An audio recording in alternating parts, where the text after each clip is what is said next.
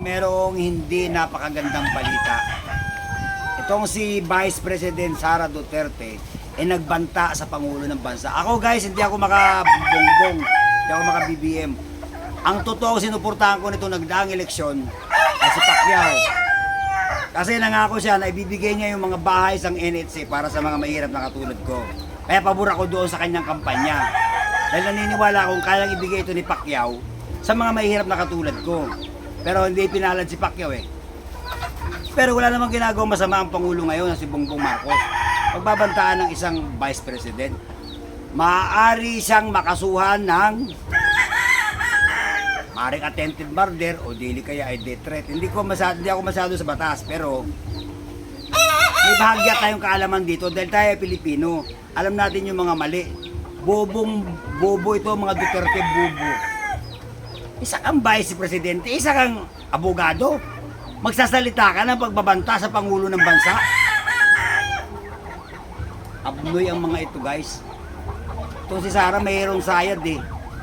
Sayang ang pagiging abogado. Ngayon makakasuhan ka. Delikado itong ginawa mo, Sara. Pinagbantaan mo ang Pangulo ng Bansa. Hindi ako maka-Marcos, pero mali ang ginawa mo ito. Tingnan mo itong video ito.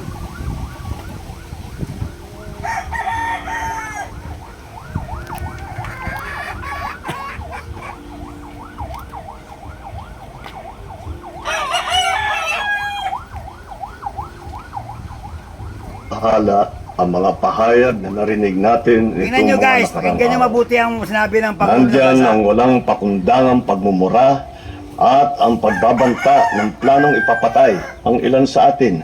Kung ganun na lang kadali ang pagplano sa pagpatay ng isang presidente, paano pa kaya ang mga pagkaraniwan na mamamayan?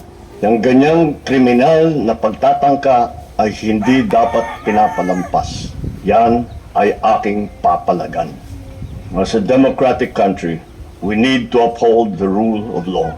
Ako, bilang pinuno ng Executive Department at lahat ng mga nanunungkulan sa pamahalaan ay may sinumpaang tungkulin na tutupdin at pangangalagaan ang konstitusyon at ang ating mga batas.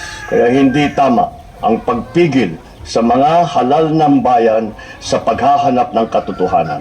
Hindi na sana hahantong sa ganitong drama kung sasagutin lamang ang mga lehitimong katanungan sa Senado at sa House of Representatives. Ang katotohanan ay hindi dapat itokhang. Tapos na sana ang usapang ito kung tutuparin lamang ang sinumpaang panata na bilang lingkod bayan ay magsabi ng totoo at hindi hahadlangan. Imbis na diretsahang sagot, nililihis pa sa kwentong chicheria.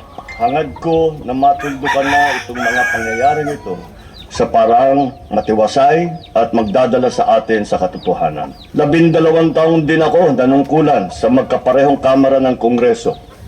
Batid ko ang kapangyarihan iginawad sa kanila ng taong bayan at ng ating konstitusyon. Dahil dito, iginagalang ko ang kanilang gawain bilang isang independenteng sangay ng ating republika. Kahit ang buong executive branch, lahat ng mga ahensya, ay hindi nakakaligtas at parating sumasailalim sa kanilang masusing pagsusuri. Bilang isang bansa, marami tayong mga paghamon na dapat harapin at mga suliraning dapat bigyan ng lunas. Sa kabila ng mga pambabatikos, nakatuon ang aking pansin sa pamamahala. Ngunit, hindi natin ikokompromiso ang rule of law. Kailangan manaig ang batas sa anumang sitwasyon, sino man ang tamaan. Kaya hindi ko hahayaan magtagumpay ang hangarin ng iba na hatakin ang buong bansa sa burak ng politika. Igalang natin ang proseso, tuparin natin ang batas, alalahanin natin ang mandato na pinagkatiwala sa atin ng milyon-milyon na Pilipino. Magtrabaho po tayo sa ikauunlad ng Republika ng Pilipinas at para matamo ang bagong Pilipinas. Tingnan nyo ang mga idol. Tingnan nyo mga idol ha. Tama at makatwira ng Pangulo ng Bansa. Sumunod tayo sa rules of law. Ang gusto ng mga Duterte, diktahan ang batas. Diktahan ang mandato ng batas. Kaya nga may Congress para mag-imbestiga. Mangmang ka ba, Sara? Kaya nga may senador para mag-imbestiga sa lahat ng tao, maging ang Pangulo, maging sino ka man. Dapat kang maimbestigahan dahil may mali kang ginawa. Ang gusto kasi ng mga to, maitsapera ang lahat ng kaso nila. Nagkamali kayo dapat kayo maimbestigahan. Yung confidential pa na nawawalang pondo, dapat lang sa ngayon akong imbestigahan niya dahil pera ko yan May karapatan akong malaman ang katotohanan, Sara. Ayaw ninyo pare-paras kayo ng asal ng tatay mo. No good. Kayong mga DDS, mali itong ginagawa ng mga kapartido ninyo. Parehas kayo ni Kibuloy, ayaw humarap sa asunto. May reklamo na dapat gampanan ng mandato ng Kongreso at ng Senado ang pag-iimbestiga at ito illegal. Nakasaad dyan sa ating saligang batas. Ano ba? Mangmang na abogado ka, Sara, huwag ka magbabanta sa Pangulo. Humarap ka sa Kongreso. Harapin mo ang reklamo sa'yo, yun ang nararapat bilang isang Pilipino. Kung ayaw mong magpaganyan, pumunta ka ng China. Komunista ka gusto mo magdikta ng magdikta kung anong gusto ninyo. Laging ang hanap ninyo ay mga immunity, mga komunista, partido ng China. Magsilayas kayo rito sa bansa ko. Wala kang karapatang manirahan dito, Sara. Magandang araw sa inyo, gaya ko. Si Jesse Boy at ito, ang politika kong daigdig.